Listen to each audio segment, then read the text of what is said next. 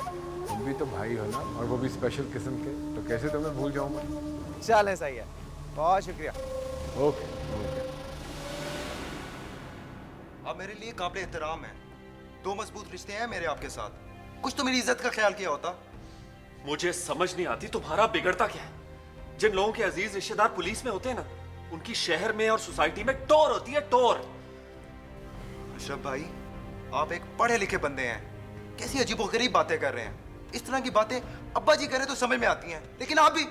यार मैंने कौन सा जुल्म कर दिया? तुम्हारा नाम लेके अपना हवाला दिया था, और आखिर हमारी कोई रिश्तेदारी नहीं है।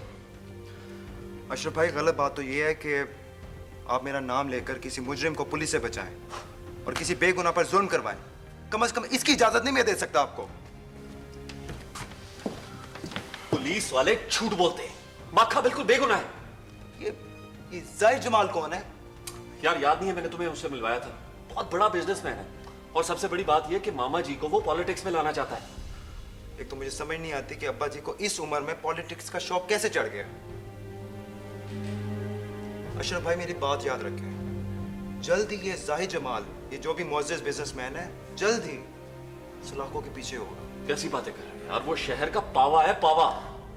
छोड़ें इसे, लेकिन प्लीज आप वो मार्केट डकैत की बात किसी से न कीजिए। ठीक है, जैसे तुम्हारी मर्जी। तुमने किसी की बात तो सुननी नहीं होती।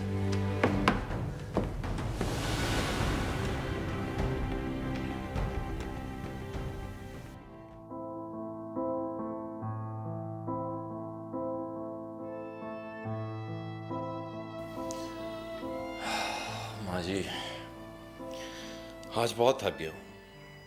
तेरा काम भी तो भाग दौड़ वाला है, और ऊपर से तूने खाम खा की मुसीबतें भी पाल रखी हैं। अब मैं पूछती हूँ, तुझे जरूरत क्या है हर किसी के मसले में टांग अड़ाने की? मैं समझा नहीं। इतना चूचा ना बन। माँ उस लड़की के साथ होटलों में फिरता रहता है, खाने खाता फिरता है, और माँ की कोई फिक्र ही नहीं है। माँ जी, अब आप भी ऐसा समझ रही हैं। जरूर आपको आंटी नसीम ने बताया होगा। आप जानती हैं मैं क्यों गया था वहां पर? जानती हूँ और सब समझती भी हूँ। और मेरी एक बात तू भी कान खोल के सुन ले। देख पुत्र, मेरा इस दुनिया में तेरे सिवा और कोई भी नहीं है, और अगर तूने भी मुझे छोड़ दिया तो। अब माँ जी, ऐसी बातें ना करें। क्यों ना करूं? तुझे माँ का तो कोई ख्याल ही नहीं है। अच्छा, गुस्सा थूक दें।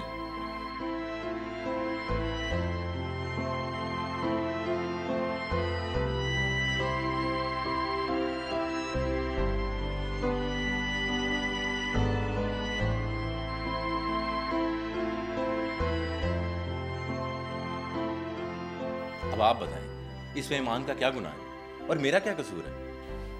वैसे कहता तो तू भी बिल्कुल सही है, लेकिन मेरे बच्चे, हमें क्या जरूरत है खाम खा में लोगों के मुंह में आने की। ईमान का बाप भी घर वापस आने वाला है। तू मेरा बच्चा ईमान से ना मिला कर। हमें खाम खा में लोग बातें बनाते हैं। अच्छा माँ जी, कुछ खाने के लिए ले आएं, बहुत भूख लगी है मुझे। इस मसले पे बाद में बात कर लेंगे। अभी लाती हूँ अपने बच्चे के लिए।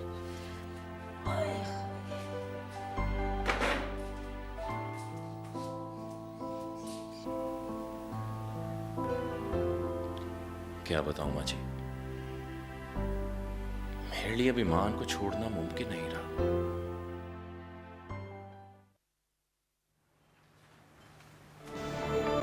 यार 11 बज गए, कहाँ हैं आपके अफसरान? किस टाइम आते हैं? हाँ सर जी, कहाँ आते हैं ये लोग, घरों में ही सौदे हो जाते हैं। सरकारी दफ्तरों को कारोबारी अड्डा बना रखा है आप लोगों ने। हाँ देखें प्लीज, मैं गरीब आदमी हूँ, मेरे सामने ऐसी बातें ना करें। भाई 11 बज गए, कहाँ हैं आपके अफसरान? किस टाइम आते हैं दफ्तर? हाँ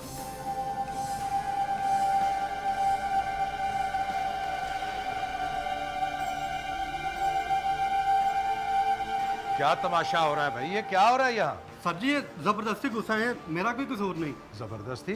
कौन हो भी तुम लोग? अच्छा जी, आपने बिलाल खान साहब को नहीं पहचाना? बिलाल खान? जी खान साहब। उम्मीद है अब आप पहचान गए होंगे। ओहो, चैनल की तरफ से आप चलो अभी आप लोग तो अपना काम करो, क्या तमाशा देख रहे हो खड़े हो गए। बिलाल साहब आप आइए मेरे साथ, आइए जी आइए प्लीज आइए। तुम तो बंद करो यार इसको। आइए आइए आइए आइए बिलाल साहब आइए, प्लीज आइए, बैठे। जी। बिलाल साहब, आपने ये जो बाहर शोर शराबा कर रखा था, ये कोई शरीफाना तरीका नहीं है। शरीफाना तरीका ही तो आपसे सीखने के लिए आए हैं रियाज साहब। बिलाल साहब शुरू करें। यार मैं पहले साहब से 2 मिनट बात कर लूँ। तुम ऐसा करो, 2 मिनट इंतज़ार करो, मैं तुम्हें बुलवाता हूँ। आप ऐसे कीजिए, मेरे लिए एक चाय का कप और बिस्कुट बाहर ही भिजवा दीजिएगा। यार तेरी चाय आ जाएगी, तू बैठ बैठ भाई, 2 मिनट बैठ। Thank you. बिलाल साहब, आपको इस तरह तमाशा करने की क्या जरूरत थी? तमाशा तो रियाज साहब आपने बना रखा, करोड़ों का घपला किया आपने। हमें मदारी समझते हैं आप? देखो, जो कुछ भी कहना है सोच समझ कर कहना। मेरे ख्याल में आप इस फाइल का पहले मुताला कर लें, हो सकता है आपकी यादाश्त कुछ रिफ्रेश हो जाए।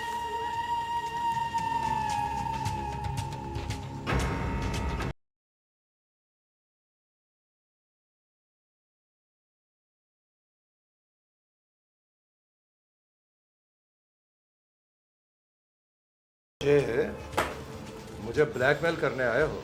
अरे ना सर जी ना, ब्लैकमेल नहीं। वैसे तो अहम शवाहिद मिल चुके हैं और हमारी पॉलिसी है कि जब शवाहिद मिल जाए तो हम खबर चला देते हैं, लेकिन फिर भी मैंने कहा कि आपका नुक्ता नज़र ले लिया जाए। क्या फरमाते हैं आप? किस सिलसिले में? सर फाइल आपके सामने है। एक मुहतात अंदाजे के मुताबिक तकरीबन 80 लाख रुपए की ड्यूटी है जो आपने सिर्फ 10 लाख में भुगताई है। इतना बड़ा घपला और सरकारी खजाने को इतना नुकसान, मेरा नहीं ख्याल बात बनेगी इस तरह। देखो बरखुरदार, तुम किसी गलत जगह पे आ गए हो। मैंने कहा ना कि मैं किसी भी घपले में मुलव्विस नहीं हूँ। बड़ी खुशी की बात है। वैसे मैं इसीलिए हाजिर हुआ था कि आपके बयानात अवाम तक पहुँच सके। अरे बैठो तो सही यार, इस तरह थोड़ी बात की जाती है। बात करने के और भी कई तरीके हैं। ठीक है जनाब, जैसे आप कहते हैं वैसे बात कर लेते हैं, फरमाइए।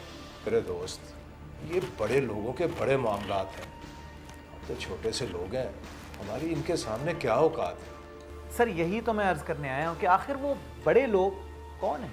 वैसे एक तो मैडम अलवीना शिरवानी हैं और देखें आप किसी का नाम मत ले आप। और ये अलवीना कौन है? मैं तो इसको जानता भी नहीं हूँ। ठीक है सर, मुझे इजाज़त है। अरे चाहे तो पी के जाओ भाई, बुरी बात है ना इस तरह।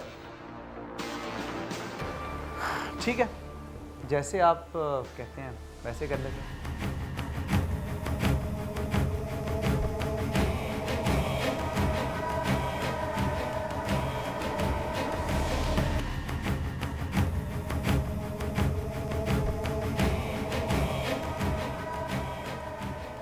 ठीक है सर, मैं फिर फ़ोन पे आपसे रब्ता करूँ। जी, मुझे आपके फ़ोन का इंतज़ार रहेगा। ओके, खुदा हाफिज़। खुदा हाफिज़।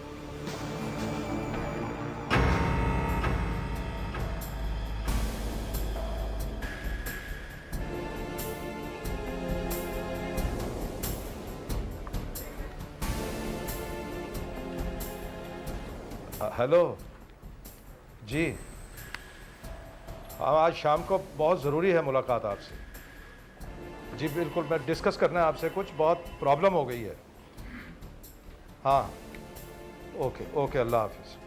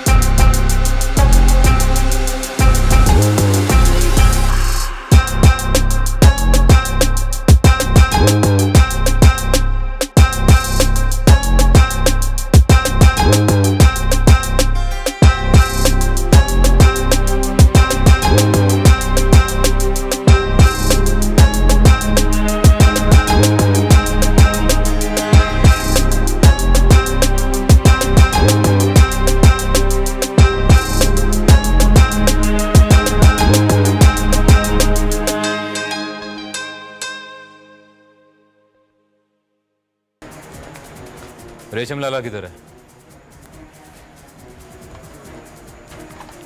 ये कौन है? ये मेरा बॉडीगार्ड है।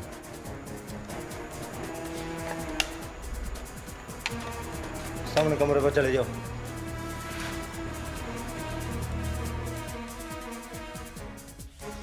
बस जोर से दबा, जान नहीं है तुझमें, जोर से दबा।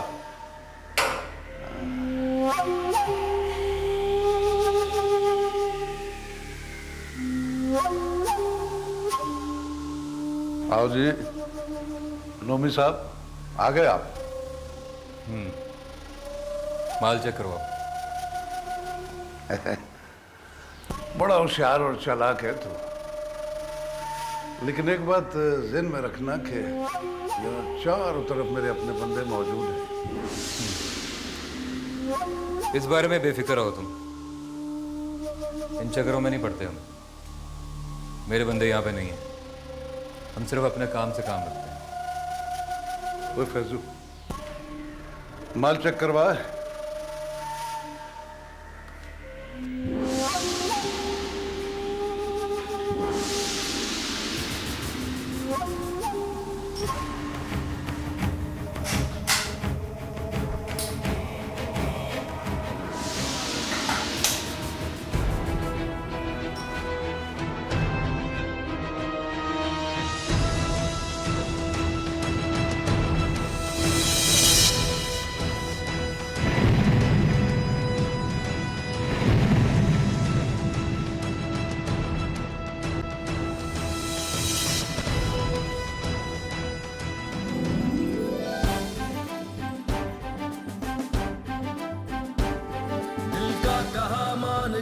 बेखतर है खड़ा अमन का पासबान, वतन से इश्क है जबी पर है जड़ा जुर्रतों का निशान। आम है आदमी या कोई खास है, सबकी